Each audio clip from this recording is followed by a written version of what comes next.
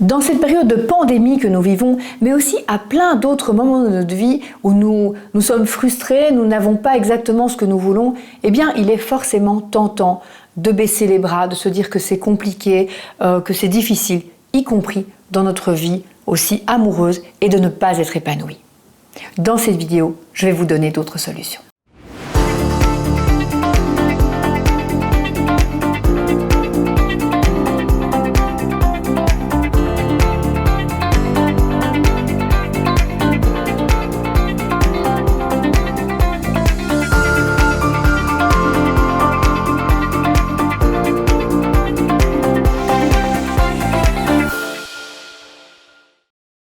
Bonjour, je suis Julie Duchemin, sexologue universitaire, auteure des 12 lois universelles du bonheur amoureux sexuel, et j'aide les femmes et les hommes à s'épanouir. Bien entendu, comme vous tous, je traverse cette période d'incertitude. Cette période où chaque jour les nouvelles sont plus inquiétantes, sont perturbantes, perturbent nos horaires à tous, notre organisation sociale aussi. Plus de restaurants, difficulté à bouger, à voyager, à rencontrer des gens. Je pense à tous les célibataires aussi qui, évidemment, sont encore plus en difficulté de rencontrer l'autre. Et il est tentant de se laisser aller à la fatalité.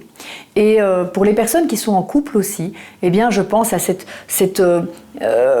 risque que nous avons d'être les uns sur les autres, d'avoir aussi la présence des enfants, de ne pas pouvoir choisir où on veut aller. Ces fameuses sorties au restaurant qui étaient souvent un moment de ressourcement pour les couples, mais aussi pour les personnes qui ont envie de rencontrer, ou tout simplement avec des amis, ça nous ressourçait.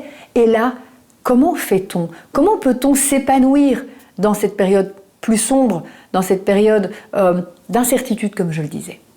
Eh bien, j'ai une bonne nouvelle pour vous, et pour nous tous et pour moi aussi, parce que bien entendu, je traverse aussi des phases de doute, de peur, d'inquiétude et de découragement.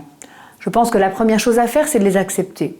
De savoir que comme les vagues, eh bien, à un moment donné, on peut être un peu plus bas. On peut se dire, là vraiment, avec la nouvelle que je viens d'avoir, une personne peut-être proche de moi qui était atteinte, une conséquence, une annulation d'un événement qui était important pour moi, eh bien on a le droit d'un moment dire c'est dur, c'est difficile, c'est compliqué.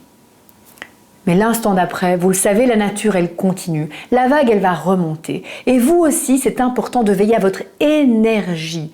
Ça ne partira pas des autres. Ce ne sont pas les nouvelles, les bonnes nouvelles, là, au JT, qui vont vous dire « Allez, prends soin de toi, prends soin de ta vie de femme, de ta vie d'homme, de ton couple, de rencontrer quelqu'un. » Personne, et parfois même pas nos proches, vont s'occuper de notre bonheur. Vraiment, ma mission, ma vision, c'est d'aider les hommes et les femmes à se libérer, à vivre une vie de désir et de plaisir.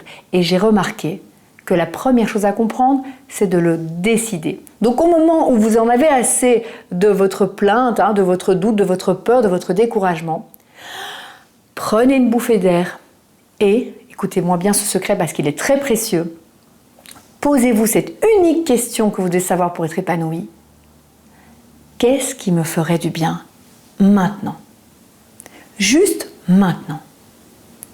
C'est le premier pas vers le bonheur, vers l'épanouissement en couple aussi. Parce que parfois c'est de dire j'ai envie de prendre l'autre dans les bras, de lui dire que je l'aime, parce que peut-être justement demain on ne sait pas ce qu'il en sera.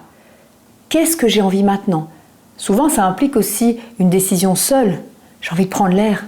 Il y a du soleil là depuis des heures, peut-être d'heures. Oui, les nouvelles sont mauvaises. Oui, peut-être, j'ai plus d'énergie, je suis apathique. Voire je commence à être enrhumée. Est-ce que j'aurais pas quelque chose? Mais il y a du soleil là, il est là. Il est là pourquoi? Est-ce que je peux aller me promener 5 minutes? De quoi j'ai envie maintenant? Est-ce que c'est un bon bol de chocolat chaud? Est-ce que c'est croquer dans un fruit? Votre corps sait. Mais votre esprit, vos peurs, vos émotions sont comme un nuage. Et à un moment donné, vous dites, je sais pas, moi, non, c'est vrai, finalement, ça n'ira pas, et c'est compliqué. Et puis l'autre aussi, il fait tout. Et puis les enfants, ben oui, finalement, les autres, ils sont centrés sur leurs besoins, sur leurs envies. Donc, à un moment donné, où il y a vraiment comme une fleur qui peut pousser de vous, en disant, un peu comme ces fleurs, à un moment donné, un bourgeon qui peut éclore, mais moi, là, qu'est-ce que j'aurais envie? Est-ce que c'est une douche? Est-ce que c'est un bain? Est-ce que c'est rien? Est-ce que c'est me coucher, dormir? Est-ce que c'est me faire du bien, prendre soin de ma peau, de mon corps? Est-ce que, comme je dis, c'est un moment d'intimité? Et plus vous allez faire ça, plus vous serez capable de le transmettre à d'autres. Vous allez devenir contagieux, mais dans le bon sens du terme. Vous allez montrer l'exemple à vos enfants, à votre compagnon. Non pas pour donner des leçons, ceux qui ne veulent pas vivre votre épanouissement, eh bien, grand bien leur face, mais tout simplement, on va voir sur votre visage un sourire, un apaisement, du bien-être, peut-être même aussi quelque chose d'un peu plus coquin, plus audacieux aussi, parce que peut-être votre envie, elle était un petit peu plus légère aussi. Et là, vous allez contribuer au fait qu'on va tenir bon dans cette période que nous vivons, dans ces moments de crise, de couple que vous vivez peut-être, familiaux, dans ces difficultés que vous traversez. Vous allez être comme une lueur de désir. Parce que de quoi j'ai envie maintenant? C'est le désir. C'est ça qui nous maintient en vie. Le mot libido, ça vient de cette énergie de vie. Alors, réveillez votre libido le plus souvent possible.